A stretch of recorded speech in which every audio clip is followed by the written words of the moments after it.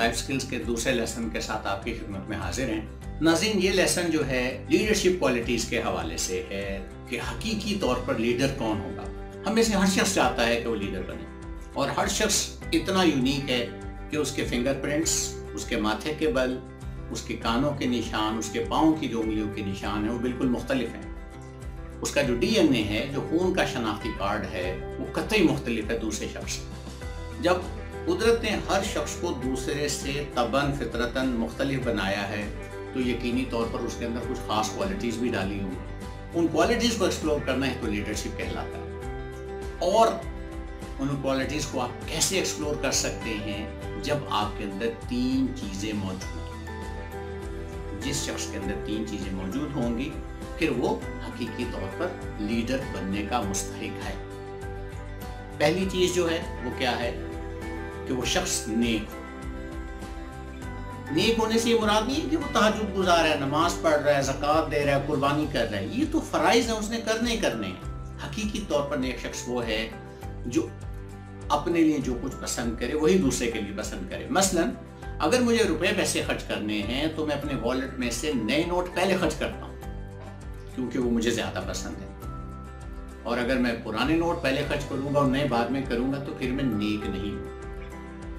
یہ بڑا اہم نقطہ میں آپ سے ڈسکس کر رہا ہوں۔ دوسری مثال جو ہے اسے ہم تسلسل سے آگے لے کر چلیں گے۔ اس کے 3 درجے ہیں۔ مثلا آپ دیکھیں کہ میں کسی جگہ جو ہے وہ لوگوں کے انٹرویو کر رہا ہوں جابس کے لیے، تو وہاں میرا بیٹا بھی موجود ہے، اس نے ٹیسٹ میں 100 آؤٹ آف 100 مارکس لیے ہیں، اور ایک گاؤں گوٹ کا بچہ آیا ہے، اس نے بھی 95-100 نمبر لے لیے ہیں۔ تو اگر میں اپنے بچے کو سائڈ پر کر دیتا ہوں اور سوچتا ہوں کہ جو گاؤں کا بچہ ہے، گوٹ کا بچہ جو ہے، اس نے بغیر کسی سہولت کے میرے بچے کو کمپیٹ کیا ہے، جبکہ میں نے اپنے بچے کو ہر طرح سے فیسیلیٹیٹ کیا، اس کو بہترین تعلیم دلوائی، اس کو جو ہے بہترین سہولیات دی، اور جو گاؤں کا بچہ ہے، گوٹ کا بچہ ہے، اس نے بغیر کسی خاص سہولت کے جو ہے میرے بچے کو کمپیٹ کیا ہے، تو وہ اس جاب کا زیادہ مستحق ہے۔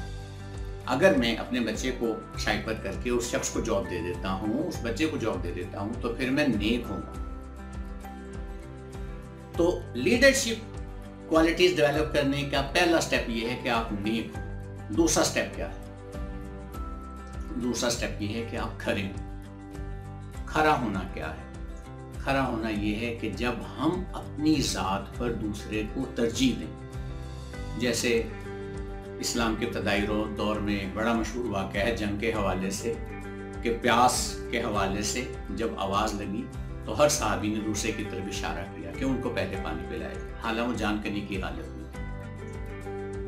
تو آپ یہ دیکھیں کہ اگر اسی ٹیسٹ میں ایک بچہ جو ہے وہ 70 یا 80 نمبر لیتا ہے، اور وہ کسی دور دراز علاقے کا بچہ ہے اور جفا پیش ہے، اور پھر میں اپنے بچے کو سائڈ پر کر دیتا ہوں، حالانکہ اس نے 100 آؤٹ آف 100 مارکس لیے ہیں، اور وہ 70-80 مارکس والے بچے کو آگے لے آتا ہوں صرف اس کی جفا پیشی کی وجہ سے، تو پھر میں کھرا ہوں۔ تیسرا سٹیپ اس حوالے سے کیا ہے؟ تیسرا سٹیپ اس حوالے سے یہ ہے کہ آپ دور اندیش ہوں، ویژنری ہوں۔ مثلا اسی انٹرویو کے لسٹ میں ایک ایسا بچہ بھی ہے جس کے 100 میں سے 50 نمبر ہے، جسٹ 50 مارکس، لیکن اس بچے کی زندگی بڑی ڈائنامک ہے۔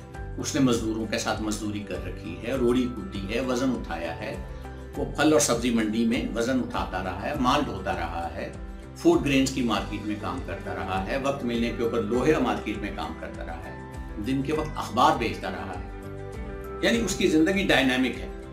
اس کو زندگی کا ادراک ان دونوں بچوں سے زیادہ ہے۔